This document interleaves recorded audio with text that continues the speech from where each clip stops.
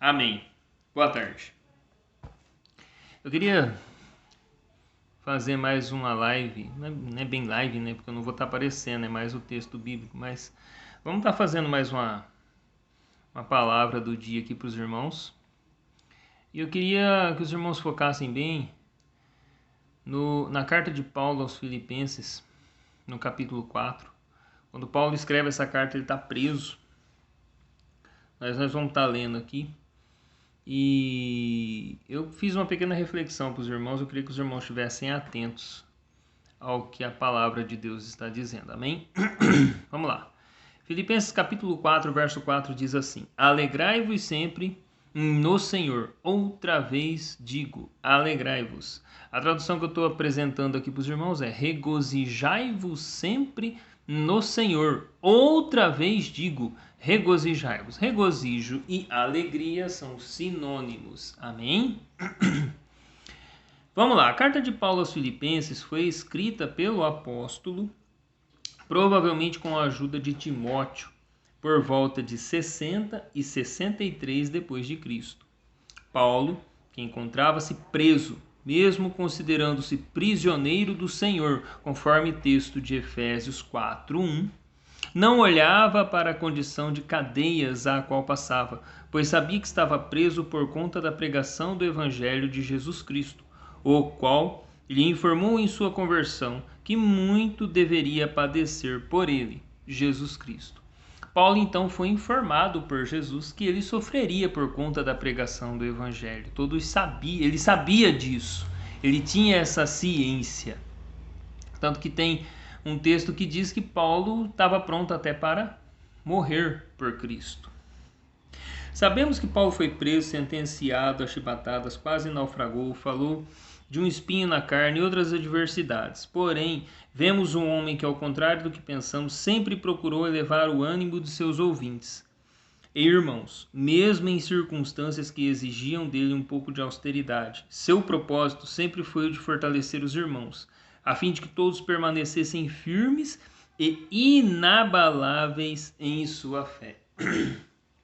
Paulo sempre procurou animar os irmãos, sempre procurou fortalecer os irmãos, mesmo quando ele tinha que chamar a atenção de irmãos. Na carta aqui de Paulo aos Filipenses, ele está enfrentando um problema com Evode e Sintique, certo? Elas começaram a causar um certo probleminha para Paulo e para a igreja, mas mesmo assim, Paulo ele procura trazer aos irmãos essa ideia, esse sentimento, essa unidade do sentimento de viver em união com Cristo.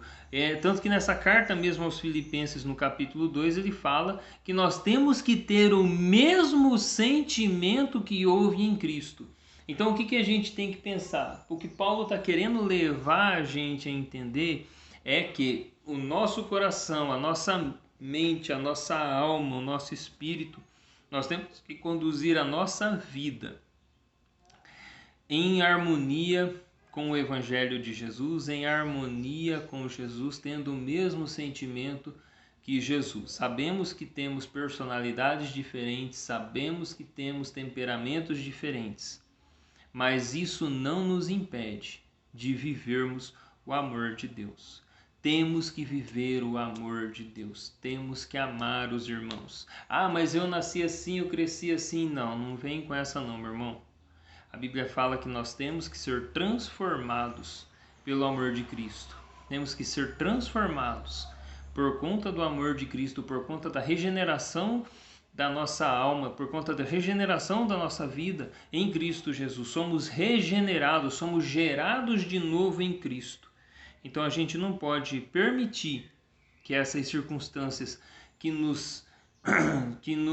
mostram que ainda não somos totalmente regenerados dominem. Temos os nossos problemas, ainda não fomos glorificados, mas estamos em processo de santificação. E estando em processo de santificação, precisamos testificar a Cristo. Amém? Ainda assim, o apóstolo sempre manteve-se focado em seu objetivo, a anunciar a Cristo e a sua verdade a todo custo, pois o mesmo afirma em 1 Coríntios 9,16: ai de mim, se não pregar o Evangelho. E esse foi o foco que fortaleceu o coração de Paulo e o manteve firme em seu propósito. A alegria que vem do Espírito.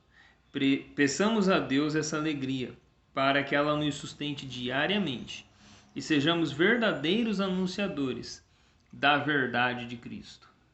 Portanto, meu irmão, o que eu quero que você entenda, que essa pequena reflexão é que Jesus, ele quer que nós sejamos propagadores de boas novas.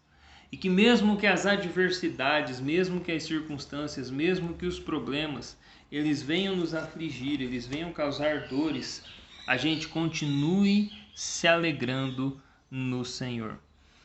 Parece uma contradição bem estranha, né? Ser alegre em meio à dificuldade, ser alegre em meio à luta, mas a Bíblia manda nós nos alegrarmos.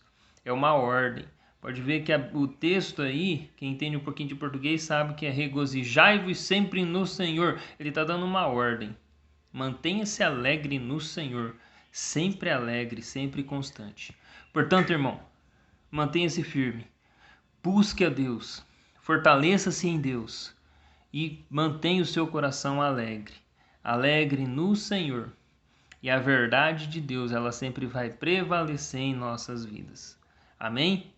Vamos orar?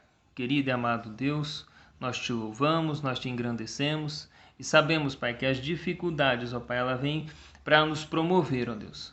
Portanto, nós nos alegramos no Senhor, conforme a tua palavra nos ordena, ó Pai, sabendo que o Senhor é quem nos sustenta, é quem nos guarda.